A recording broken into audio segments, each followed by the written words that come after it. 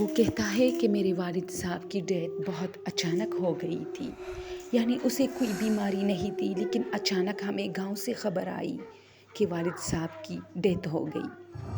اس خبر نے ہم سب کو کافی حیران و پریشان کیا تھا، لیکن چونکہ میں بہت آوارہ تھا، مجھے کوئی دلچسپی نہیں تھی۔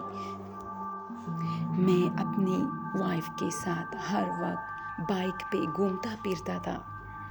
مجھے کوئی احساس نہیں تھا۔ میرے والد صاحب مجھ سے بہت محبت کرتے تھے۔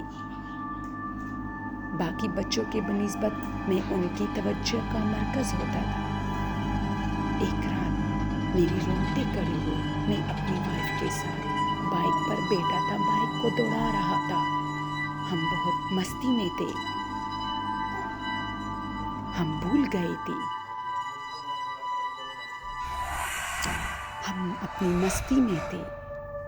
میری وائف کو بھی کوئی مسئلہ، کوئی پریشانی نہیں تھی، نہ کوئی اسے احساس تھا کہ ابھی ہمارے گھر میں فوتگی ہوئی ہے، ہماری اتنی مستیاں اتنی جلدی ٹھیک نہیں ہے۔ لوگ ہم پہ 100 طرح کی باتیں کر رہے تھے کہ والد صاحب کی ڈیتھ کی کوئی پرواہ ہی نہیں ہے۔ اچانک جب ہم نے دیکھا تو ہمارے بائک سے ایک شخص گزرا۔ ہم بہت تیز تھے، لیکن اچانک میں نے بائک روکی، گویا وہ میرے والد جیسا تھا۔ میں بہت ڈر گیا۔ میری وائف نے مجھے دیکھا، میں نے اسے، کیونکہ اسے بھی یہ بات ریئلائز ہوئی تھی کہ یہ شخص تو بالکل تمہارے والد جیسا دکھتا ہے۔ ہم بہت دیر تک وہاں کھڑے رہے، وہ شخص بھی مجھے مڑ مڑ کے دیکھ رہا تھا۔ پھر ہم لوگ چلے گئے، لیکن ایک دن پھر اچانک وہ میری نظروں کے سامنے سے آیا۔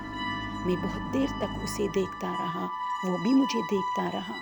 مجھے ڈر اس بات کی تھی کہ وہ مجھے ہمیشہ ایسی جگہ پہ کیوں ملتا ہے جہاں کوئی نہیں ہوتا، اور وہ ہمیشہ مجھے مڑ مڑ کے کیوں دیکھتا ہے، کیونکہ وہ میرے والد تو نہیں ہو سکتے بلکہ اس جیسا ہے۔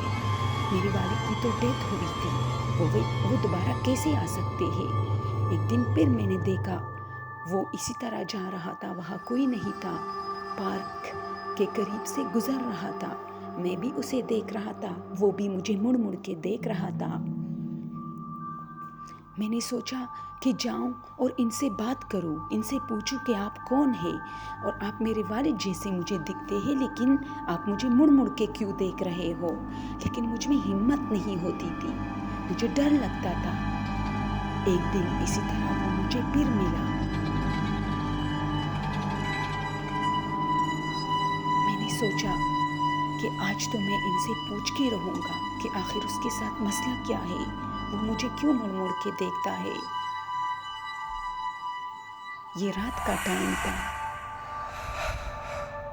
وہ ایک سٹک کے ذریعے سے چل رہا تھا، یعنی ایک سہارا تھا اس کے ہاتھ میں۔ اسی طرح میرے والد صاحب بھی تھے۔ دور جا کے وہ کھڑا ہو گیا، گویا اسے پتا تھا کہ میں ان سے کچھ پوچھنا چاہتا ہوں۔ جب وہ کھڑا تھا، دیر تک مجھے نہیں دیکھ رہا تھا بلکہ آگے کی طرف دیکھ رہا تھا۔ مجھ میں ہمت نہیں تھی اور میں ڈر گیا۔ میں واپس اپنے گھر کی طرف دوڑ کے آیا۔ میں نے ان سے کچھ نہیں پوچھا۔ ہاں، البتہ جب میں نے پیچھے دیکھا تو اس نے بھی مڑ کے دیکھا۔ آج میں 80 سال کا ہوں، لیکن میں آج تک ڈرتا ہوں کہ آخر وہ شخص کون تھا، اور پھر میں نے وہ شہر چھوڑ دیا صرف اسی وجہ سے کہ وہ بوڑھا شخص مجھے ہر وقت نظر آتا تھا۔ میری مستیاں سب کچھ ختم ہو گئی تھی، میں بوڑھا ہو گیا، لیکن مجھے آج تک پتہ نہیں چلا کہ وہ شخص کہاں چلا گیا اور وہ کون تھا، اس کا مجھ سے کیا رشتہ تھا۔ دوستو، ایسے واقعات اکثر ہوتے رہتے ہیں۔ یہ بہت دلچسپ، انٹرسٹنگ ہوتے ہیں، کیونکہ اکثر اس واقعات کا تعلق انسان کے روح سے یا ان کے بچھڑوں سے ہوتا ہے۔ گویا وہ شخص واقعی ان کے والد صاحب کا کوئی اسپرٹ تھا جو اس سے کچھ کہنا چاہ رہا تھا یا اسے احساس دلانا چاہ رہا تھا۔ دوستو، اگر آج کی سٹوری پسند ہو تو پلیز میرے چینل کو سبسکرائب کیجیے۔ Thank you so much.